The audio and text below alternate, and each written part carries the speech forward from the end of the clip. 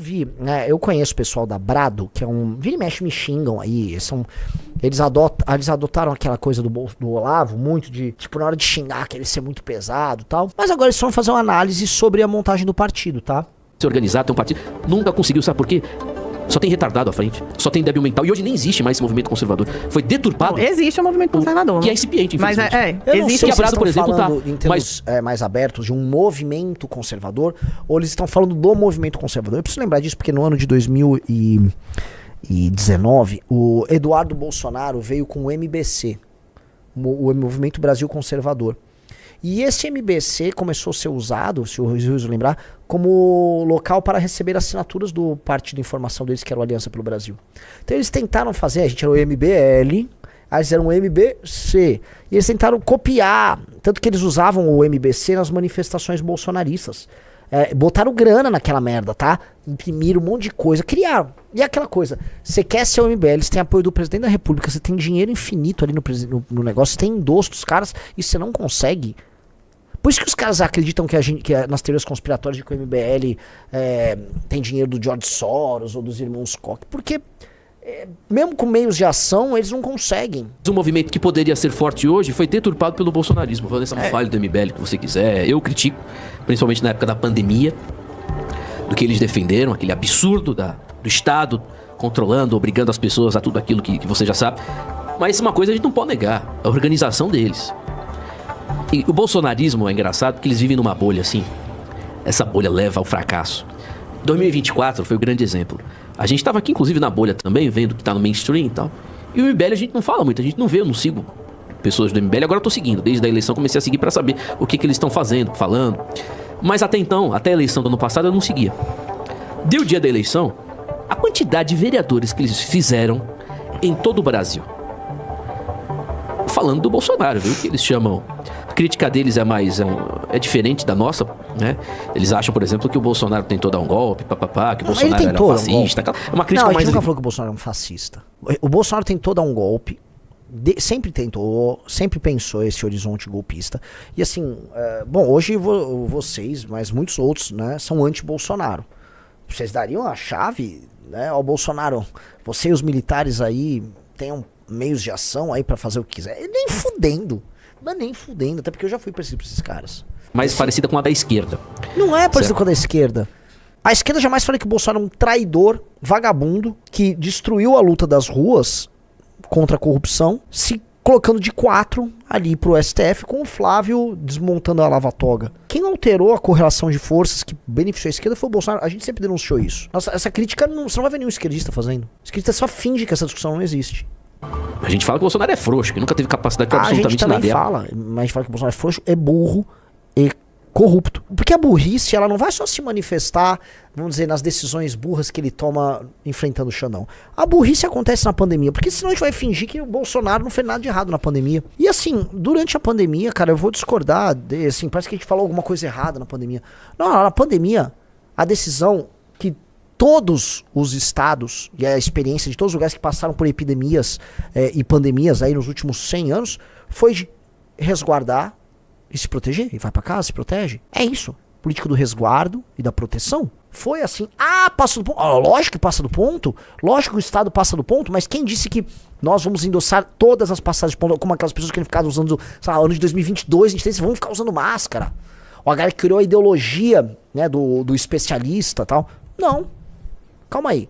Agora, você tá na porra de uma pandemia, não, vai todo mundo, bota um monte de pobre no metrô, bota pobre no busão, vai trabalhar, deixa tudo aberto, o que vai acontecer? Tá, assim, primeiro passo, vamos ser prudentes, vamos fazer a experiência humana, vai, da gripe espanhola pra cá, disso, vamos, tira o pé e tal, ou ver se vai ter danos, vai, mas é uma pandemia, cara, igual explodir um vulcão, você vai ter danos econômicos, você vai dar merda e muita coisa, mas você vai ter que tentar salvar as vidas aí das pessoas. Vamos tentar meios alternativos. Beleza, mas não meios alternativos propostos pelo Bolsonaro, que é um meio de retardado. É um meio de retardado. O próprio Trump começou nessa linha e depois mudou. Prova real que nós temos, né, do interrogatório. Bolsonaro é uma vergonha.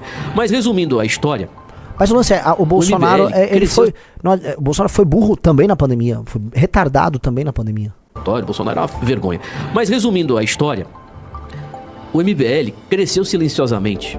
O pessoal falando MBL, eles fizeram um vereador em Salvador que é dificílimo. Já foi entrevistado aqui por nós umas 3 vezes, se não me engano, o Sandro Filho.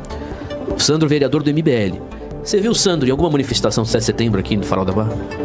Você viu o Sandro Filho? Só um detalhe, eu vou terminar falando. Você viu o Sandro Filho em algum evento lá em São Paulo, lá no trio do Bolsonaro? Bolsonaro, lindo! Sabe a votação do Sandro Filho? É a votação de coronel, de cacique da política. Aliás, que caciques da política e coronéis almejam há anos esse número de votos aí que teve o Sandro Filho. 12 mil votos. Em Salvador. Uma eleição para vereador em Salvador que é dificílimo. O cara tá certíssimo, tá? Ele é de Salvador, entende da política local. A votação do Sandro, sem puxar saco pro Bolsonaro, o que o Sandro fez foi épico. Dificílimo. Aí eu pergunto mais uma vez, você viu o Sandro fazendo alguma firula dessas aí? Eles crescem silenciosamente, a prova real que esse negócio do bolsonarismo tá derretendo. O MBL tá fazendo, fez em São Paulo uma das mais votadas, a Amanda Vettorazzo. Aliás, eu tenho aqui, critico o MBL, mas eu tenho que elogiar, a atuação dela é fantástica. Eu não vi até agora uma pauta negativa dessa Amanda Vettorazzo. Incrivelmente superior às bolsonaristas, por exemplo. Ela teve uma votação muito grande em São Paulo, MBL. Tava lá nas manifestações, aliás, eles xingam de tudo quanto é nome também o Bolsonaro. Então é uma bolha que eu tento ficar longe, fora, constantemente. E essa bolha engana as pessoas. Por muito tempo eu ouvi, desde 2021, 2022, inclusive eu criticando esses caras, que o MBL já morreu e pá. Esses caras estão trabalhando. Resumindo aqui o meu comentário, eles conseguiram fazer o partido deles. O MBL, que segundo o Eduardo Bolsonaro era um vexame, fracasso. O partido que seu pai conseguiu, com muito mais apoio do povo. Qual o partido que seu pai conseguiu, Eduardo? Cadê o Aliança pelo Brasil? Aí vocês ficam falando dos jovens lá do MBL, pra não dizer outra coisa, com todas as críticas que tenho pra fazer, do que eles acreditam, do que eles defendem, que eu discordo, mas eles são organizados e crescem silenciosamente. Eu não duvido que ano que vem eles façam um deputado estadual e um deputado federal. Aqui na Bahia, viu? Tirando outros lugares do Brasil, principalmente no Sul, que eles crescem. Que outro movimento conservador no Brasil, direita, tem essa quantidade de jovens que apoiam? O Bolsonaro nunca teve. O MBL tá aí, tem jovem de 14, 15 anos, que tá tirando agora, que vai fazer 16, tira o título de eleitor, que não é obrigado, né, com essa idade, mas tira o título pra votar nos candidatos deles. É o que aconteceu com o Sandro Filho aqui em Salvador. Muitos jovens. O evento MBL em Salvador, eu uso Salvador como exemplo, porque, como todo mundo sabe, é a cabeça, né, desse comunismo no Brasil. É uma hegemonia de esquerda, é difícil o voto de opinião aqui. Tô falando do voto MBL de opinião. O evento MBL fez aqui em Salvador, deu mais de 300 pessoas no auditório do hotel lá, lotou. Enquanto isso tem gente achando que, rapaz, bolsonarismo é uma bolha, engana. Quantos vereadores o Bolsonaro fez? O PL aqui em Salvador, por exemplo. Foram 2 que mal colocaram a foto do Bolsonaro. Aleluia e o César Leite. E os outros todos que botaram lá firula, vídeo, O ex-MBL também, não é? Uhum. Bolsonaro, música, foram a São Paulo, não sei o que, aquela coisa toda, tiveram uma votação, infelizmente, muito abaixo do esperado. É a realidade, bicho. Enquanto o Sandro Filho teve 12 mil votos, e eu mesmo, mordi minha língua, quando me perguntavam, a gente fazia o bolão das candidaturas, eu colocava o Sandro com 6 mil, 7 mil votos. Eu colocava com menos, eu dizia, aí não vai ter não, ele foi muito agressivo. E a gente na nossa bolha, né, achando que o cara não aparece pra gente e não aparece pra nada. Voto de opinião, gente. Porque tem muito político aí, vereador, que tem 9 mil votos, mas que gastou 5 milhões de reais pra fazer uma campanha, dando dinheiro pra todo mundo, todas as lideranças e tal, e teve 9 mil votos. Sandro Filho não tem empresários, não tem nada. Eu conheço o pessoal aqui do MBL, aqui em Salvador, eu não conheço lá de São Paulo. Conheço o Mauro, que deu entrevista aqui, que tá no MBL agora. O Rodrigo, é presidente do MBL, conheço gente fina. E eu falo, o que eu tô falando pra você aqui no microfone, eu falei pra eles. Eles estão trabalhando silenciosamente. Oi? Presidente do MBL? Gente, não existe esse. Eu nem me considero presidente do MBL. Formalmente sou, mas não existe outros presidentes, não. Acho que ele deve estar falando com o coordenador ali, junto com o time. Já tem o partido deles. Enquanto o movimento conservador brasileiro, o que o Olavo defendeu pra ser organizado, tem um partido, nunca conseguiu, sabe por quê?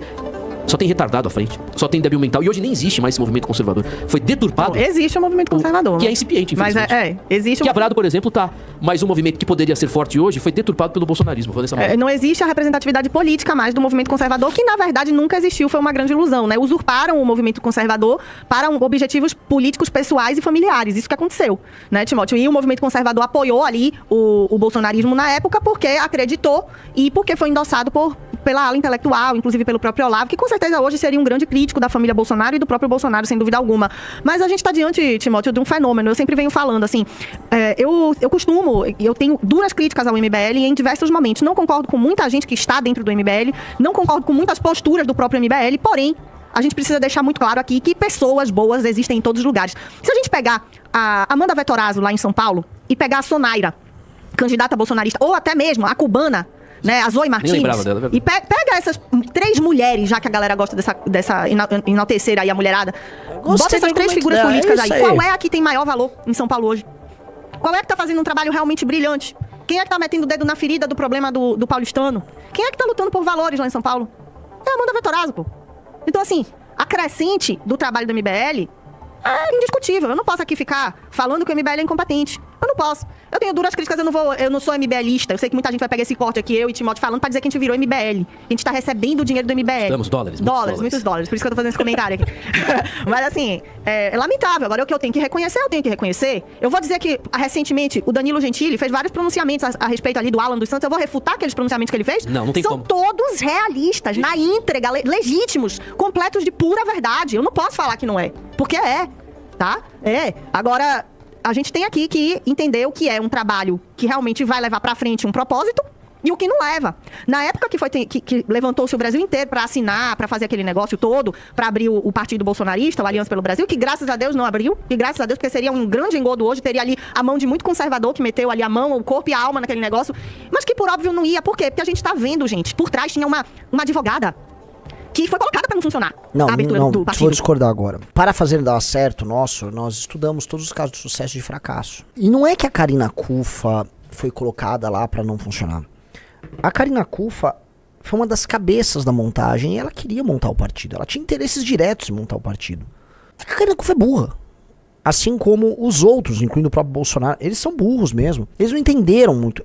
Eles acreditaram em algumas premissas, que eu não vou ficar ensinando, que estavam completamente erradas. E depois, como esse erro, ele gera consequências, aí eles olham para as consequências de uma base errada que eles tinham, e aí nessas consequências eles tiraram conclusões erradas.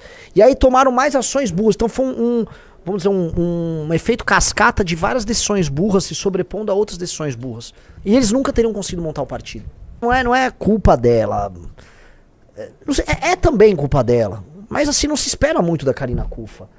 Uma vez o Eduardo Bolsonaro processou o Kim usando o escritório da Karina Cufa. A peça era deplorável. A peça era de chorar de ruim. Como é que uma mulher e um escritório com a qualidade dela se aproxima de gente que ocupa o Palácio do Planalto, cara?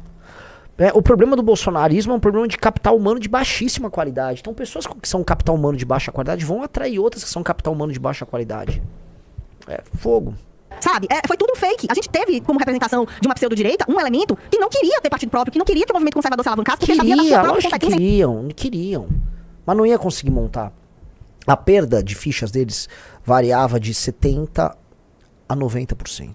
Não vou falar por quê, mas você olha e fala, porra, é óbvio que ia dar merda.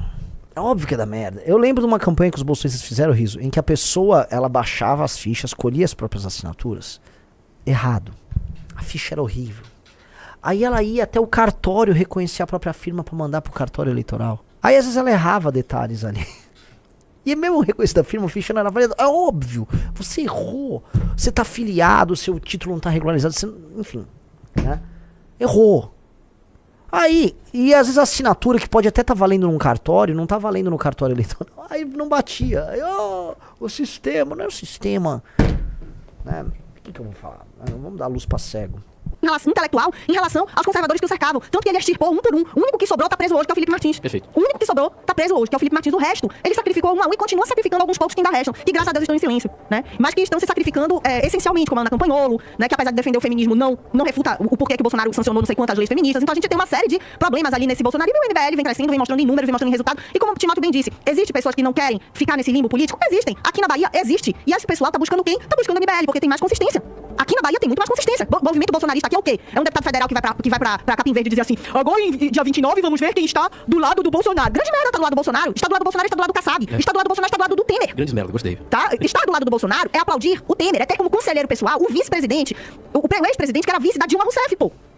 Então, quem não quer isso, quem entendeu que era um grande engano, vai se abraçar com o que sobrar. E o que sobra nesse caso é o MBL. Um argumento que usam já pro MBL já faz tempo.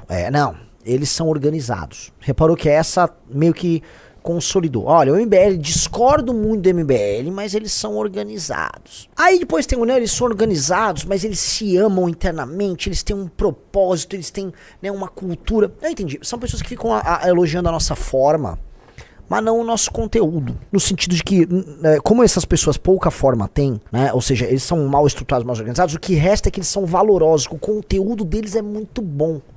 Né? Então eles acreditam nas coisas certas e nós acreditamos nas coisas erradas. E aí, custa a eles ter que olhar assim e falar o que o MBL anda defendendo, o que vem nesse tal de livro amarelo, o que tá na bagaça da revista deles. Porque o problema é que se esses caras caírem aqui no famoso funil nosso, vão ver que é o seguinte, eles são os betinhas. O que há de based hoje na direita brasileira, somos nós. De longe, o que há de mais criativo, mais bem feito, mas com distância. O que há de radical na direita brasileira somos nós. Então o medo que dá em todas essas pessoas é justamente a possibilidade de concordar com a gente em termos substantivos, em termos de conteúdo. Porque em termos de forma, não tem como negar. E já foi, pra muita gente, por muito tempo, uma muleta. Fala, não, na forma, isso, aquilo. Aí já estão abrindo as licenças. Por exemplo, o pessoal da Brado, a Amanda Vettorazzi e o Sandro, beleza. Esses aqui eu gosto. Tá, não tem...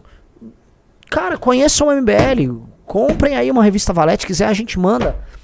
Vocês vão gostar do conteúdo, sim.